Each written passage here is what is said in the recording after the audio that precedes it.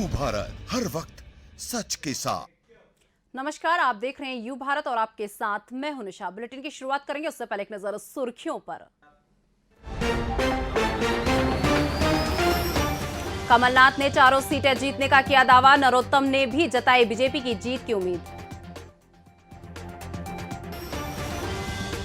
कांग्रेस ने इंदिरा गांधी की पुण्यतिथि पर मनाया बलिदान दिवस, सभी जिलों में रक्तदान करके दी श्रद्धांजलि। दिवाली की चमक धमक हुई तेज, कहीं मिल रहे सोने का मंदिर तो कहीं बिक रहे सोने के भगवान। नहीं दिखेगी अब राम और श्याम की जोड़ी, बुखार से जुड़वा भाइयों की हुई मौत, खुदकुशी करने की अटकलें।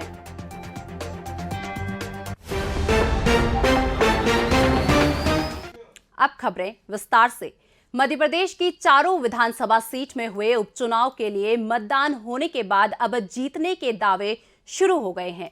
कांग्रेस के प्रदेश अध्यक्ष और पूर्व मुख्यमंत्री कमलनाथ का कहना है कि मतदाताओं की सरकार से नाराजगी का लाभ चारों सीटों पर कांग्रेस को मिलेगा और उसके प्रत्याशी सभी जगह जीतेंगे। उन्होंने बीजेपी द्वारा कांग्रेस पर लगाए जा रहे गड़बड़ी करने के आरोपों को हास्यास्पद बताया। कमलनाथ ने कहा कि केंद्र और राज्य में बीजेपी सरकार होने से बीजेपी ने ही उपचुनाव में जमकर सत्ता का दुरुपयोग किया और मतदाताओं को ललचाने के साथ धमकाने की कोशिश की।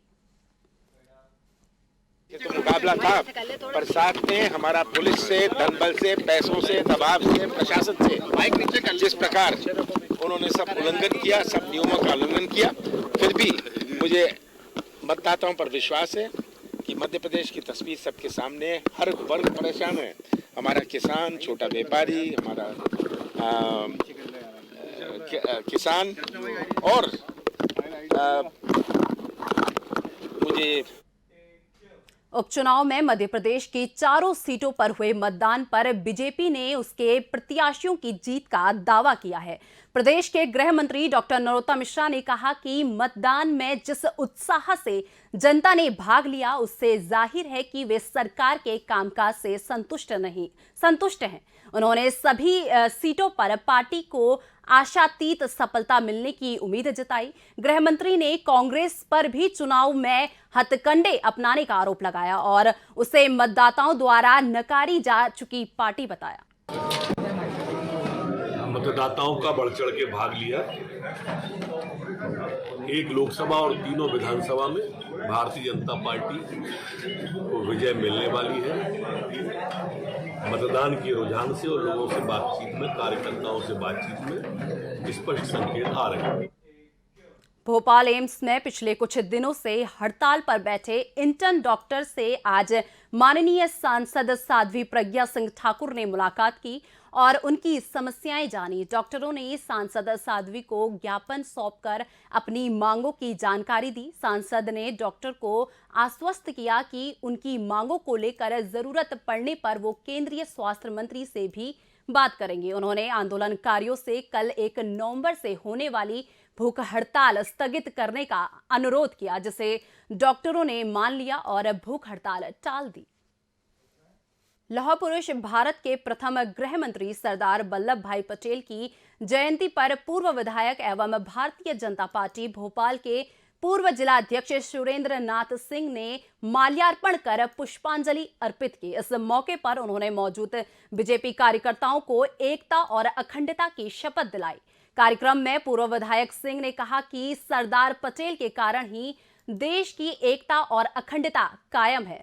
सरदार पटेल ने देश को एक सूत्र में बांधा है। कार्यक्रम में बीजेपी के प्रदेशाध्यक्ष वीडी शर्मा ने कहा कि सरदार पटेल की जयंती पर हम देश की एकता और अखंडता को बनाए रखने का संकल्प लेते हैं। इस मौके पर भारतीय जनता पार्टी अल्पसंख्यक मोर्चा के पूर्व जिलाध्यक्ष अब्दुल सलीम सहित बड़ी संख्या में कार्यकर्ता उपस्थित थे।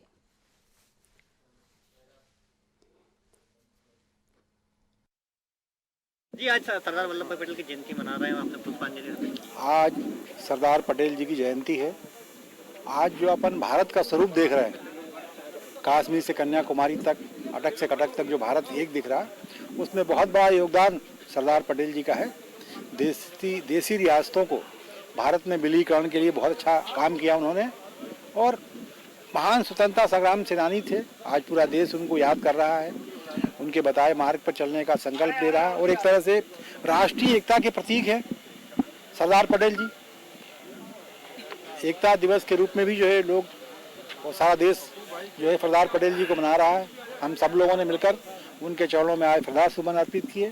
सरदार पटेल अमर रहें और हम सब लोग उनके बताए मार्ग पर चलकर इस देश की अखंडता और एकता के लिए लगातार काम करते रहे, यही सब संकल्प ले रहे हैं आज देश भर में लोग।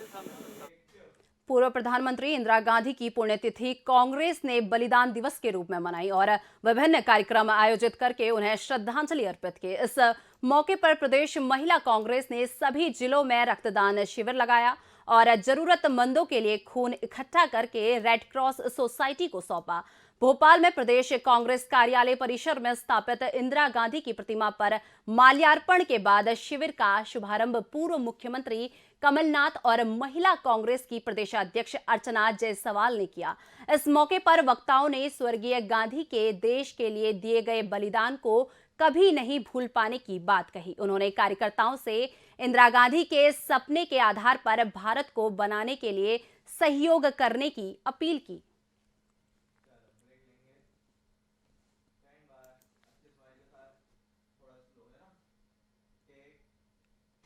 फिलहाल वक्त चुका एक छोटे से ब्रेक का। ब्रेक के बाद फौरन हाजिर होते हैं।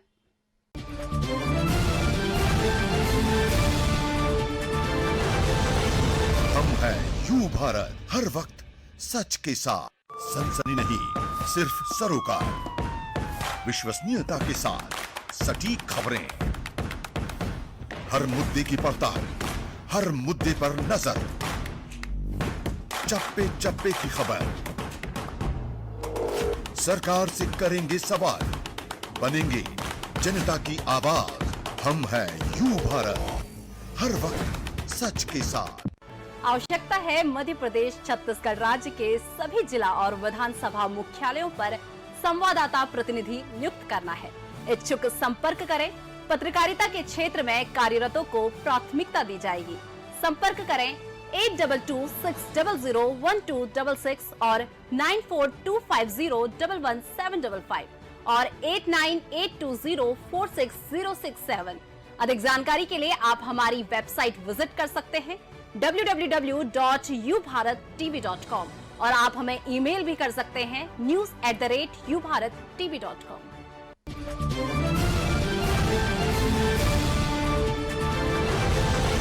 हम हैं यू भारत, हर वक्त सच के साथ।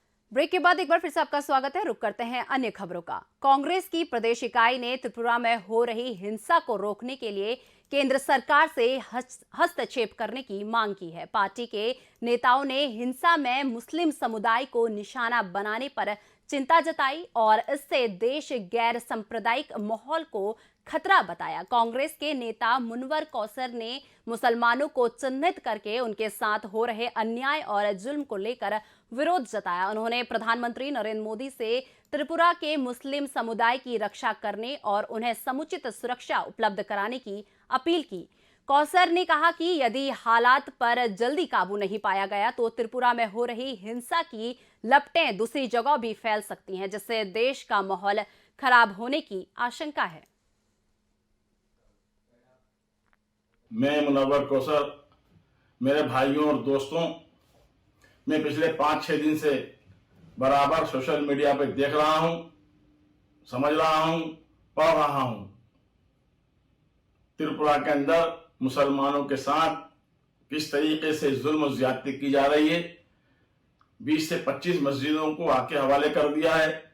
सैकड़ों की तादाद में मुसलमानों की दुकानों को, मकानों को आग लगा दी है।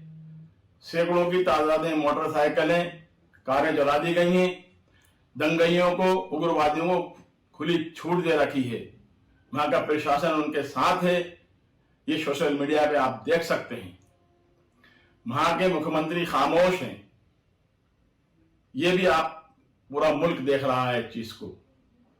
हमारे देश के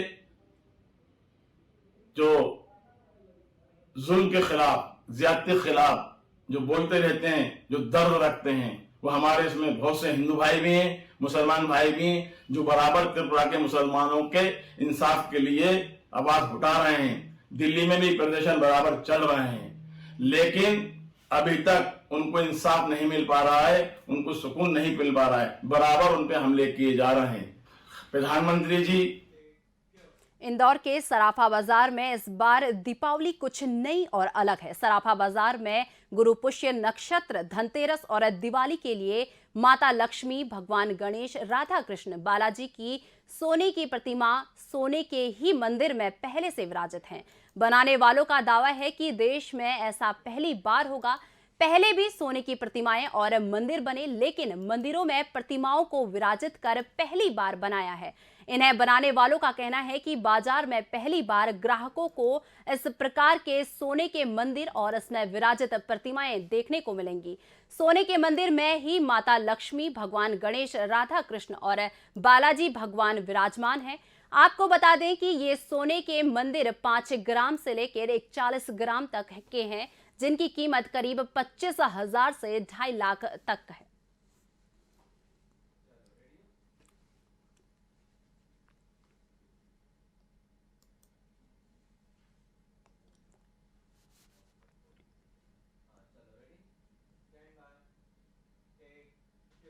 दिवाली पर घरों और दुकानों की साफ सफाई के साथ ही बाग मुगलिया एक्सटेंशन समिति के आह्वान पर लोग सड़क किनारे लगे पेड़ों के तनों पर भी पोताई करके उन्हें सुंदर बना रहे हैं। इसके चलते आम्रपाली मार्केट के आसपास लगे पेड़ों पर चूना और गेरू की पोताई की जा रही है। इससे जहां उनकी सुरक्षा होगी, वहीं वे बाजार की रौनक भी बढ़ाएंगे। समिति के अध्यक्ष उमाशंकर गुप्ता ने व्यापारियों के इस कदम के लिए उन्हें साधुवाद दिया। उन्होंने क्षेत्र के अन्य दुकानदारों और नागरिकों से इसका अनुसरण करने को कहा, ताकि बाग मुगलिया एक्सटेंशन राजधानी का सबसे खूबसूरत क्षेत्र बन सके।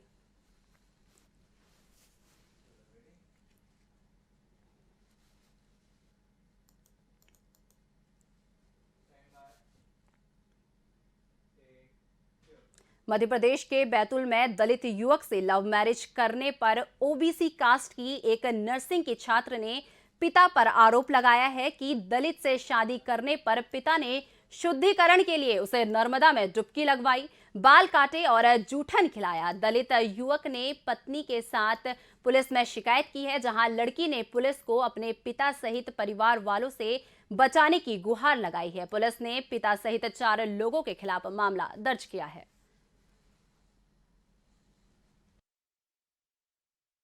फिलहाल इस बुलेटिन में बस इतना ही। मुझे दीजिए इजाजत। नमस्कार।